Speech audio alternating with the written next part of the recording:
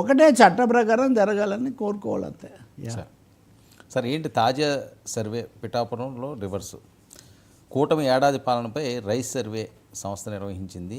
గత ఎన్నికల్లో వాళ్ళు కూడా నిర్వహించడం జరిగింది. అప్పుడు కూడా మనం కొన్ని చర్చించడం జరిగింది. ఇప్పుడు ఏంటి ఏడాది పాలనపై ఈ సర్వే పారదర్శకంగా అంటే వాస్తవంగా ఈయన ప్రాంతాల వారిగా చేస్తూ వస్తున్నాడు. ఆ పుల్లంట్ల ప్రవీణ్ అని నేను ఆ క్రమంలో చూసిందే. ఈయనకు ఒక ప్రత్యేకత ఏమంటే తెలుగుదేశం గెలుస్తుందని గతసారి చాలా స్పష్టంగా చెప్పాడు ఆయన.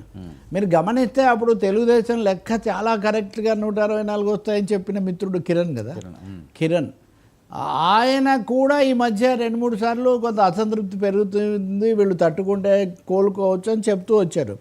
ప్రవీణ్ ఇంకా స్పెసిఫిక్గా ఈయన ఉత్తరాంధ్ర ప్రాంతాల మీద సర్వే చేశారు. అలాగే పిఠాపురం అంటే ముఖ్యంగా లోక్సభ నియోజకవర్గాల ఆధారంగా విజయనగరము, బొబ్బిలి, కాకినాడ స్థానాలు చేస్తే ప్రజల్లో తీవ్రస్థాయిలో అసంతృప్తి వస్తుంది. కూటమి చేసిన వాగ్దానాలు అమలనండి, ఇంకో విషయం అనండి, ఇవన్నీ. అంతకుముందు ఒక మాట అన్నాడు, 49 చోట్ల ఇప్పటికే అసెంబ్లీ సీట్లలో ప్రతికూలత వచ్చింది, వీళ్లకు టికెట్లు కూడా రాకపోవచ్చు అని ఇంతకుముందు ఒక ప్రకటన చేశాడు. సరే ఇంకా ఇప్పుడే ఏడాదే కదా, టూ ఎర్లీ అనుకుంటే ఇప్పుడు ఈయన స్పెసిఫిక్గా ఈ నియోజకవర్గాల్లో నేను తీసుకున్నాను, ఐవీఎస్ అది కూడా నేను బయటపెడతాను తొందరలో అనే రైతు సంస్థ. ఈయనకు మంత్రులు ఉదాహరణకు రామ్మోహన్ నాయుడు అది వీళ్ళందరూ కూడా కాస్త అభినందనలు సత్కారాలు ఇప్పటికే చేశారు, బాగా చేశాడు ఈయన అని.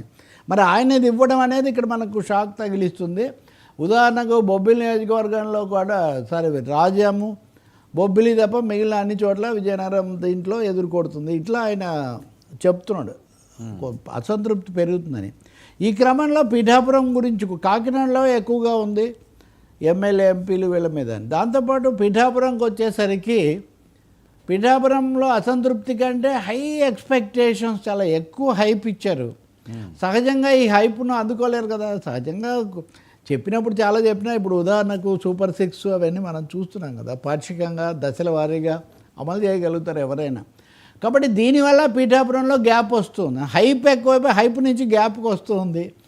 ఇది కూడా ఇంకోటి ఈయన చేసిన చోట్ల ఎక్కువ భాగం జనసేనవి కూడా ఉన్నాయి. జనసేనకు కూడా బహుశా వర్తించే ఒక కోణం కూడా దీంట్లో కనిపిస్తుంది. ఇది బహుశా ఎర్లీ వార్నింగ్ అనుకోవాలి. ఎందుకంటే చంద్రబాబు కూడా అనేకసార్లు మంత్రులు, ఇప్పుడు నిన్న కూడా ఆయన నేను పథకాలు వెళ్ళిన ప్రతి చోట వాళ్ళ ఇంట్లోకి వెళ్ళి కాఫీ తాగి వాళ్ళతో మాట్లాడి కష్ట సుఖాలు తెలుసుకొని వస్తున్నాను, మీరు అలా చేస్తున్నారా అని మంత్రులను అడిగారు. చాలామంది అలా చేయడం లేదు అని చెప్తే మీరు వెంటనే మీ పద్ధతి మార్చుకోండి, ప్రజలకు దగ్గర కావాలి, ప్రజలకు ఏదో దూరం అవుతున్నాము అని. నిన్న మనం అంత హైలైట్ కాలేదు. ఇప్పుడు భూమా అఖిలప్రియ లాంటి వాళ్ళు, అంటే పార్టీలో ఎమ్మెల్యేలుగా ఉన్నవాళ్ళు, వాళ్ళ అసంతృప్తులు. ఇప్పుడు వైజాగ్ డిప్యూటీ మేయర్ జనసేనకి ఇస్తే తెలుగుదేశంలో అసంతృప్తి అని ఇలాంటి వార్తలు కూడా వస్తున్నాయి.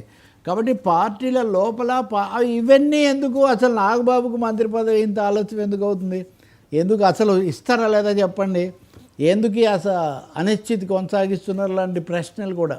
సో వీటన్నిటి మధ్యలో ప్రజలకు ఇచ్చిన వాగ్దానాల అమలనండి, ఇంకోటేనండి, అది అసంతృప్తికి దారితీసే అవకాశం ఉంది. బహుశా ఈ రైస్ సర్వే చేస్తున్న సూచన, సంకేతం లేదా హెచ్చరిక అదే అని అనుకోవాలి. దీన్ని బట్టి ఒక దిద్దుకోవడానికి ఒక అవకాశం ఉంటుంది ఎర్లీ స్టేజ్ కాబట్టి. లేదు సర్వేలే ఇది కాదు అది ఇది అంటే మనం ఏం చెప్పలేం, అనుకూలంగా వస్తే రైటు, వ్యతిరేకంగా వస్తే తప్పు అని. అంటే మొదలైంది ఏపీలో మళ్ళీ రీస్టార్ట్, సర్వేల పర్వం రీస్టార్ట్ అవుతుందని మనం చెప్పాలి. వైసీపీ వాళ్ళు చేసుకుంటూ వాళ్ళు ఏమో చెప్తున్నారు మా ఓటింగ్ ఇంత వస్తుంది అంత వస్తుంది, ఇంకా బీజేపీతో కలవమని కూడా కొంతమంది మాట్లాడడం స్టార్ట్ చేశారు కదా. So rice survey rising sudden doubts and అంతే అనుకోవాలి, డౌట్స్ రైజ్ సర్వే. సార్ అంటే పిఠాపురం అంశం కూడా తీసుకురావడానికి అది కొద్దిగా హైలైట్ అవుతుంది, దాని మీద ప్రత్యేకంగా ఫోకస్ ఉంటుందన్నా, వాస్తవంగా అక్కడ కూడా లేదు రివర్స్ ఉందా? ఇప్పుడు మీరు కాకినాడ పార్లమెంట్ సీట్లు అవన్నీ మాట్లాడినప్పుడు ఆటోమేటిక్గా పిఠాపురం సెగ్మెంట్ దాంట్లో వస్తుంది కదా.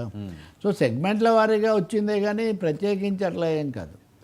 అందుకనే ఆ చిన్న తేడా కూడా చెప్తున్నారు కదా ఆయన వాళ్ళు.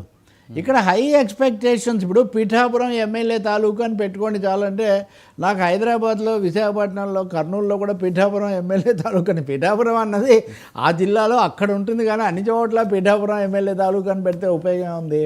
దీన్ని కొంచెం రిడిక్యూల్ చేయడం కోసం ఆ మధ్య ఎవరు అల్లు అర్జున్ కూడా ఒక ఇదేదో ఆ తాలూకా అని పెట్టుకున్నారని దాని మీద 4 రోజులు ట్రోల్స్ కూడా చేశారు. ప్రాబ్లం ఏంటంటే, రాజకీయాలు అనేవి మోదీ అయినా, చంద్రబాబు అయినా, రేవంత్ రెడ్డి అయినా, రాహుల్, అవి క్షేత్రంలో నేల మీద నడుస్తాయి సార్. మీరు ఎప్పుడైతే నేల విడిచి సాము చేస్తారో, too much of expectations, too many warnings, too many attacks, ఇవి రివర్స్ కొడతాయి. కొంచెం ఉన్న అసంతృప్తి పెరుగుతుంది. కొత్తగా ఢక్కాముక్కీలు తిన్నోళ్ళు ఇవన్నీ మామూలే అంటారు, కానీ నెత్తురు శక్తులు మండి నవయువత ఉంటారు కదా, వాళ్ళు ఇవన్నీ నిజం అనుకుంటారు. సామాజికమైన అనుబంధాలతో మావాడైతే చేస్తాడు అనుకుంటారు. పవన్ కళ్యాణ్ స్వయంగా అనేకసార్లు చెప్పాడు కదా ఈ మధ్య, సమయం పడుతుంది, ఇది కుదరదు, ఇట్లాంటివి ఇంకా చూడాలి ఈ పద్ధతిలో. కాబట్టి బట్ యాజ్ అయితే ఇదొక మొదటి ప్రమాది అంటారే, జెండా 1వ నెంబర్ జెండా ఎగరేశారు. ప్రమాద హెచ్చరిక, ప్రమాదం అనొద్దులే, కానీ మనం ఇంకా వాళ్ళు పాపం ప్రథమ సంవత్సర వార్షికోత్సవంలో ఉన్నారు కాబట్టి. బట్ 1వ నెంబర్ పతాక ఎగరేశారు అనేది అయితే నిజం.